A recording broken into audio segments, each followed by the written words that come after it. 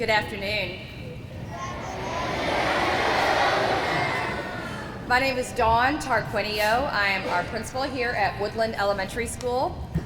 Veterans, students, teachers, friends, families, and guests, thank you for being here today. I'm truly honored and humbled to have the opportunity to speak with all of you today. Especially this year, we're celebrating our 25th anniversary here at Woodland Elementary School.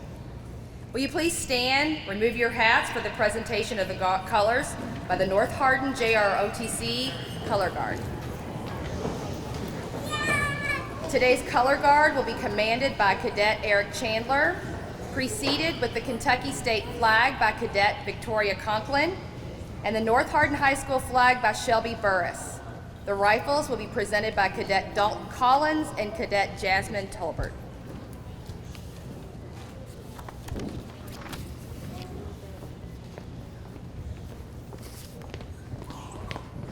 Color guard, halt, left, face, present, arms.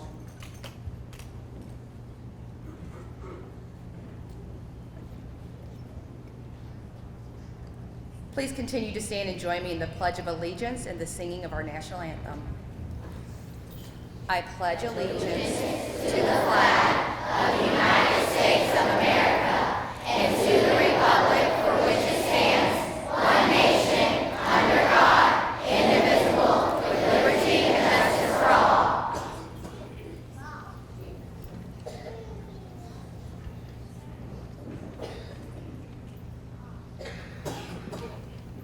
Order, arms. Right, face. Left, face. Present, arms.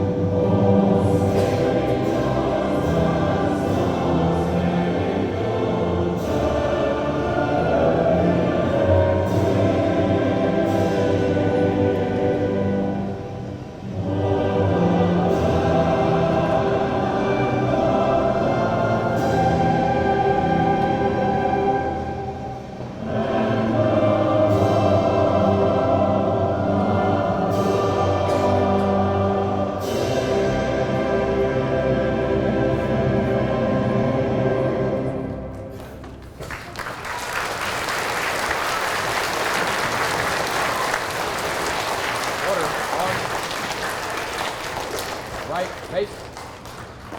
Forward, march.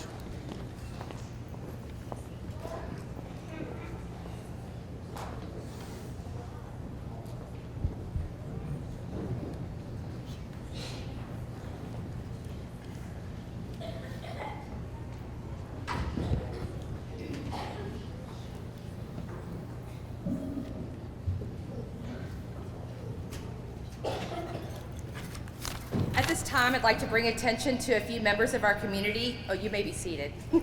Sorry. You have to stand for me. Bring attention to a few members of our community who wanted to participate in the honoring of our veterans.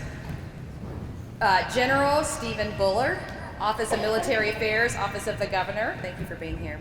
Jim Iacocca and Beth Avey from the Knox Regional Development Alliance. Let's see, Mary Alford from the News Enterprise, Terry Owens, Tashi Merle, and Andrew Jackson from the Radcliffe City Council, Sherry Ball Martin, Regional Program Manager in the Kentucky State Division of Family Resource Center, Youth Service Centers. Boys and girls, Veterans Day is a special holiday that honors all those who served and currently serve in the United States military, Army, Navy, Air Force, Marines, and Coast Guard. Please allow me to give you a brief history lesson. World War I was fought by many countries for 5 years, beginning over 100 years ago in 1914 and ending in 1918. The United States fought this war from 1917 to 1918. Listen to this. In 1918, at the 11th hour, on the 11th day of the 11th month, that is 11 o'clock on November 11th, the warring countries signed an agreement called an armistice that brought an end to the war. On that day, people throughout the world were happy and celebrated because no one else would be hurt or die in a war, and loved ones would be coming home. People went out into the streets and danced and laughed. They blew horns and whistles and sang songs. The people at the time very wishfully thought there would be no more wars. In fact, World War I was nicknamed the war to end all wars. At the time, the United States President Woodrow Wilson made November 11th a holiday called Armistice Day to honor the heroes that died in World War I. But over time, the name of the holiday was changed to Veterans Day, what we know it now, and the purpose of this day was changed to honor all who have served and are serving in the United States Armed Forces. Not all veterans have been to war or have served in a war, but many members of the military still spend time away from their family and friends. And I have to tell you, the worst part wasn't always the war. The worst part was being away from their families. I'm sure that every veteran and veterans' families can relate to that, having experienced it yourselves.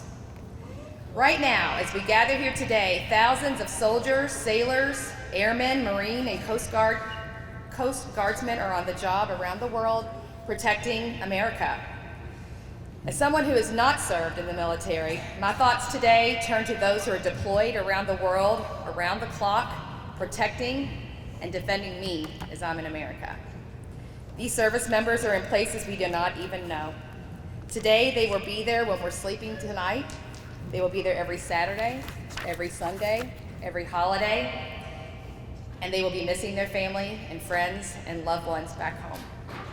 So, for those veterans that are here today, either on our staff or are visiting, please make sure you share your stories with others. Let people know what you've done so they can see the many faces of military service and appreciate the personal service of their neighbors. If you're not a veteran, find someone in your life that is a vet and ask them about their service, or simply say, thank you. The more you talk about what you do, have done, and the impact that military service has on our lives, the better able you are to hold it up as an example of excellence. Got a little emotional there.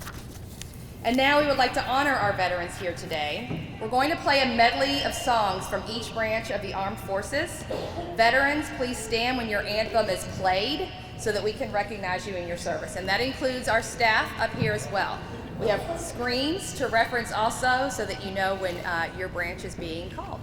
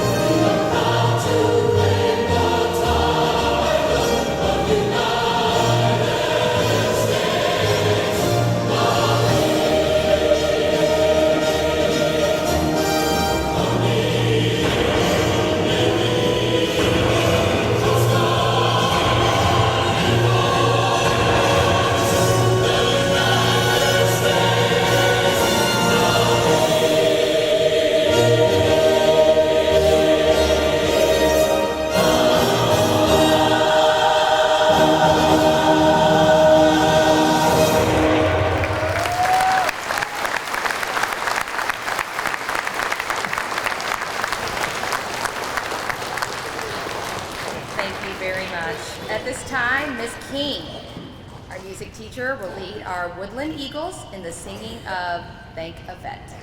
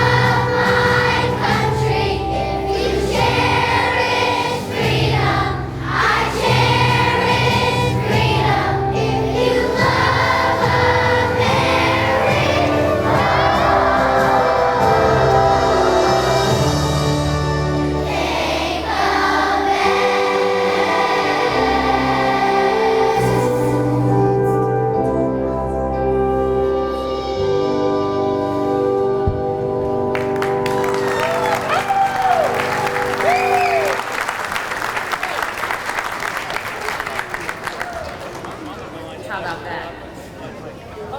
Our students will now present or read aloud from the book, America's White Table. The White Table is a symbol for and remembrance to service members fallen, missing, or held captive in the line of duty. The story illustrates the sacrifices made by many service members and their families. At this time, I'd like to exercise just a moment of silence, please.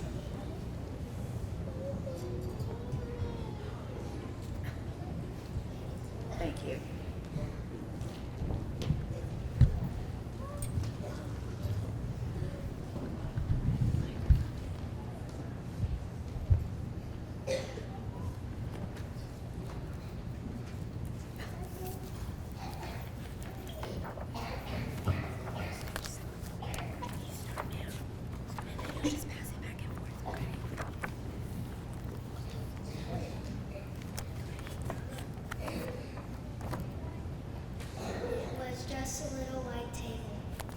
But it brought tears of pride to my Uncle John's eyes, the Veterans Day he came for dinner and stood by it.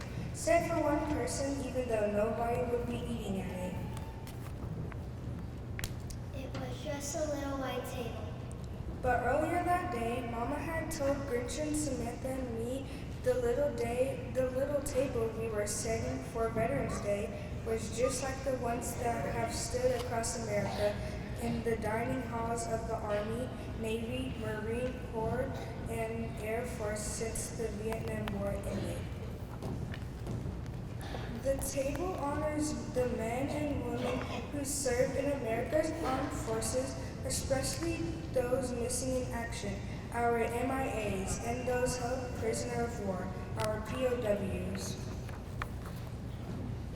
It was just a little white table.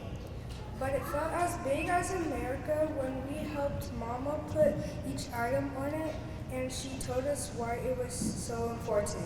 We use a small table, girls, she explained first, to show one soldier's lonely battle against many. We cover it with a white cloth to honor a soldier's pure heart when he answers his call to duty. We place a little slice and grains of salt on a plate to show a captive soldier's bitter fate and the tears of families waiting for loved ones to return. She continued. We push an empty chair to the table for the missing soldiers who are not here. We lay a black napkin for the sorrow, captivity, and turn over a glass for the meal that won't be eaten, she said.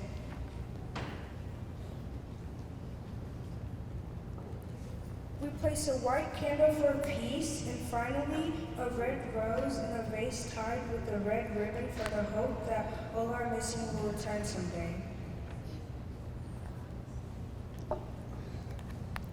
Mama finished speaking just as sunlight spilled on the table and filled the overturned glass. It was just a little white table. But it suddenly made me want to burst with a feeling I couldn't explain when Mama told us how much our reciting the white table would mean to Uncle John that night. Then she told us something we didn't know. Our Uncle John, who gave us bear hugs and spun us with airplane twirls and called me his Katie girl, was a POW in Vietnam before we were born. It was just a little white table. But it gave us the courage to ask Mama what happened to Uncle John in Vietnam. She quietly told us his story. When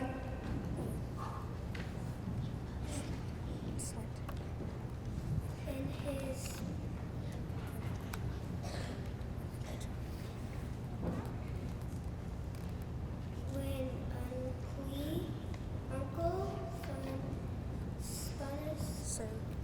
served in Vietnam, he was sent on a rescue mission, and his helicopter was shot down behind enemy lines.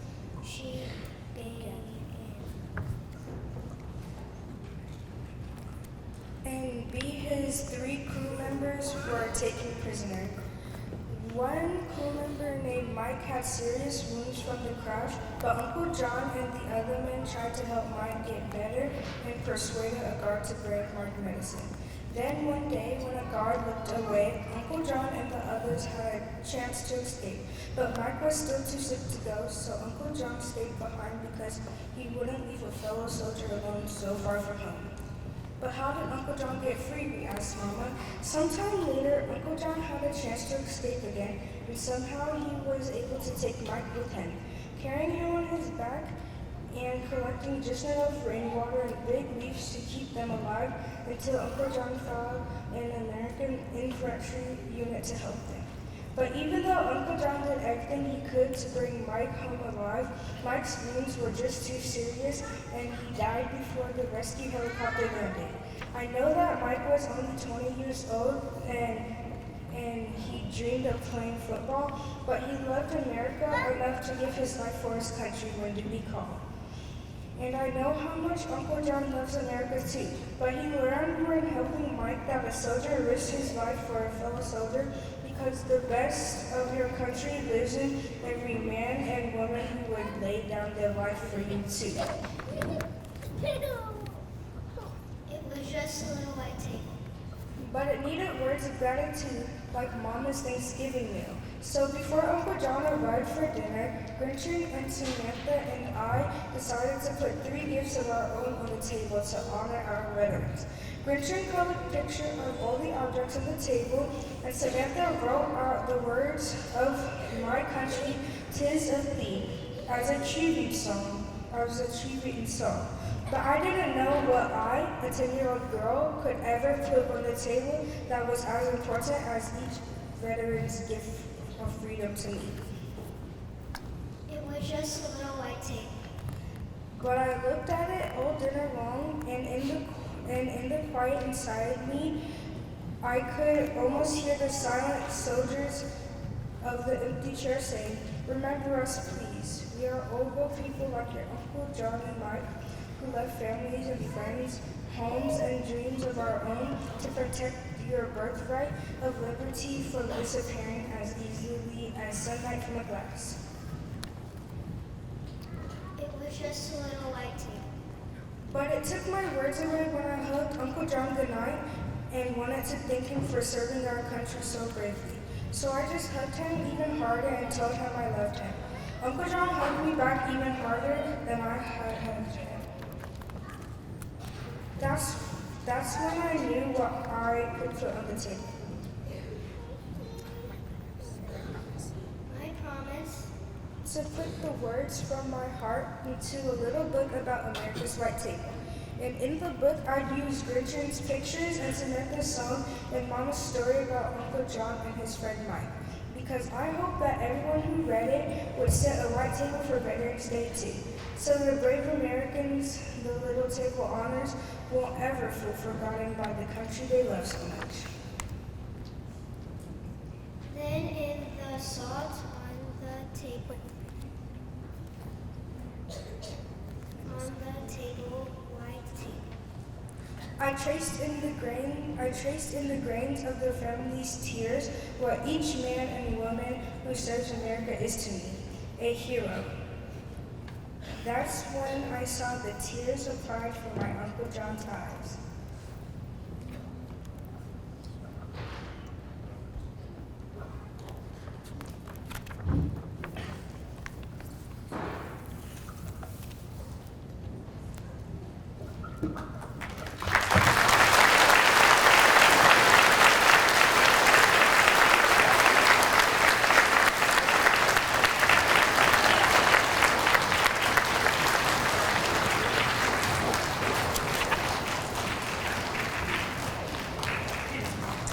Could I have Ms. Hardin and Ms. Keeler and Ms. Bruce, please? And before I introduce a special guest, I would like to invite everyone to take a look at this team back here I have with me. Ms. Keeler, our guidance counselor, who put this entire event on, and Ms.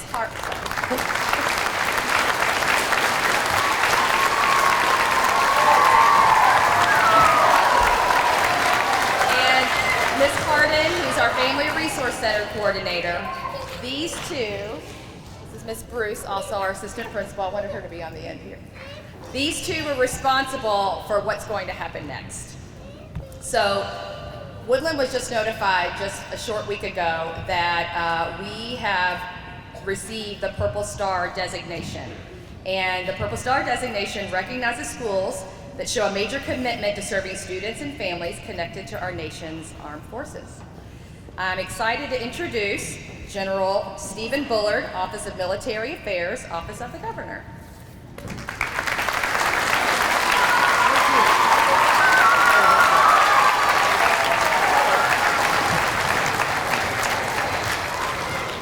Well, thank you for the enthusiastic welcome. Can everybody hear me okay? All right, you know, in the military, we have Army green, Navy blue, Air Force blue, the Marine Corps blood red. Does everybody know what purple means? Purple is the military term for together, for joint, all of us together. And we call anything we do that encompasses everybody joint, we call it purple. So I've got a friend in Ohio named Pete Lupiba. He's a Navy veteran, works for the Ohio Department of Education. And in 2017, he came up with this. He was thinking, what could we do to have schools really embrace the military-connected families? And he came up with this concept. And he instituted it in Ohio, where it's gone crazy. It's over 200 schools statewide now. In fact, Pete is being inducted into the Ohio Hall of Fame on November 30th for this. And after a couple of years, when they saw how successful it started to become, they approached Department of Defense and said, what do you think? And Department of Defense said, we like this idea. and went through all their channels, and they said, we'll approve it, which is why you can see military in uniform here. So Governor Andy Beshear in 2020 said, well, why don't you take this on, and let's see if we can make this happen in Kentucky. So we put together an advisory board. We're working with the Cabinet for Health and Family Services. Well, one of the things that drove us to this is that we did this survey through the Cabinet for Health and Family Services in 2020 of 4th, 6th, 8th, 10th, and 12th grade students around Kentucky. And believe it or not, 40,000 of those students in just those grades said they had a military connection. We were blown away. We know Fort Knox and Fort Campbell, but this is all across Kentucky, one of the most patriotic states in the United States. So we really added emphasis to our doing this. So we have adopted it, and this year it's exploded. 40 states now are starting up programs, and we're right on the leading edge of that. And Woodland Elementary is one of our first 26 schools that we've done this year, and we hope to try to get every school around Kentucky voluntarily to be a part of that. So why is it important?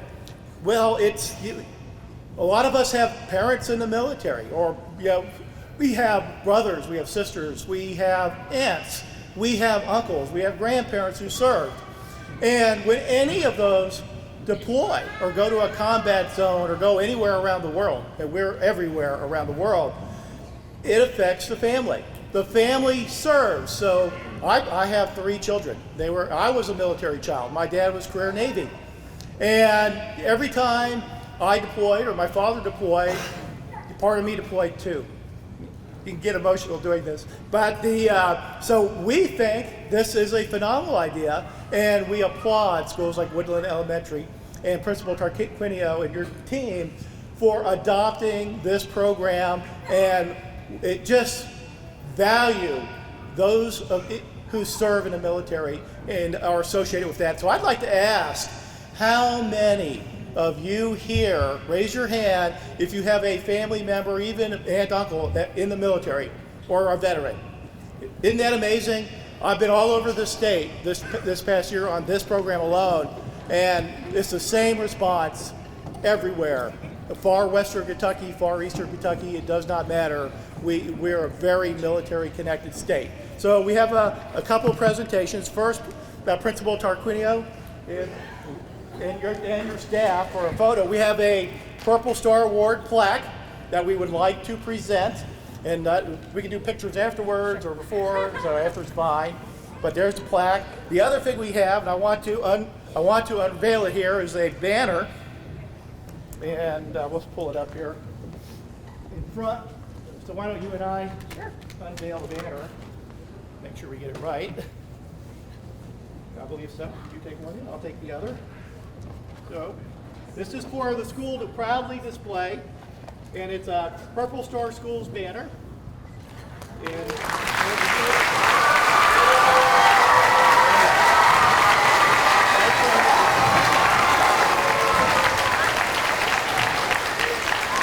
need to pull that up. Additionally, we have a star that can go in the window as a sticker star.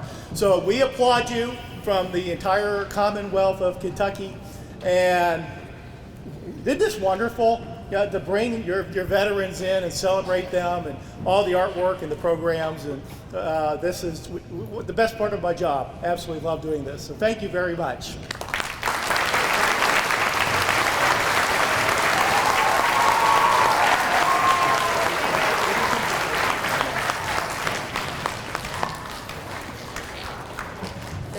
Did you know we're the first in the Hardin County schools?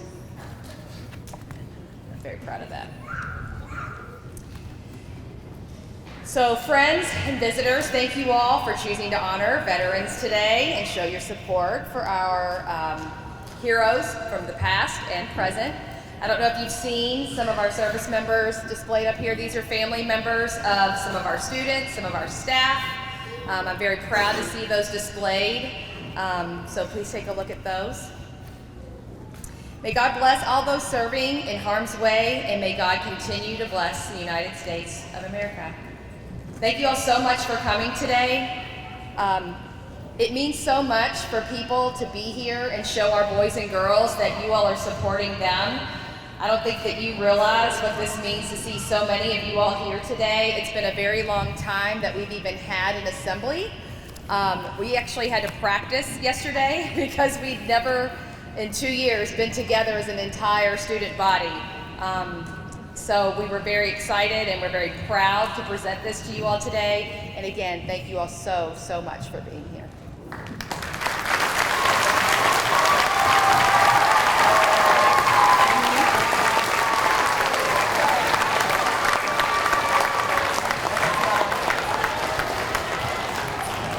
Time, our flag team will come up for a brief ceremony.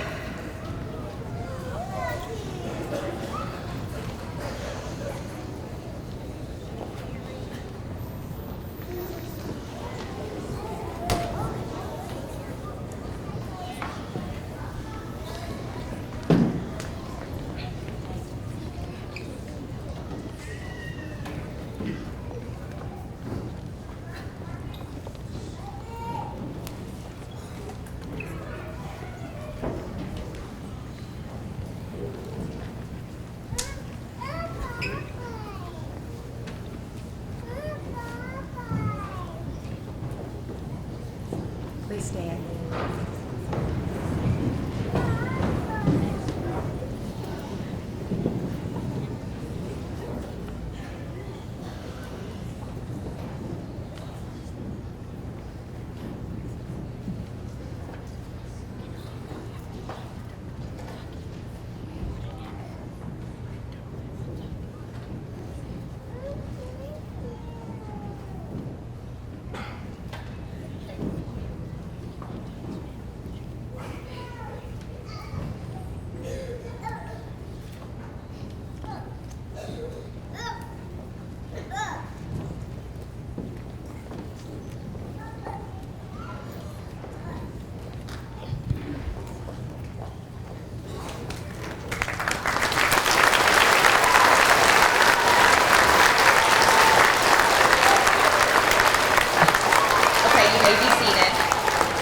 So families, we have a special treat for you guys as well.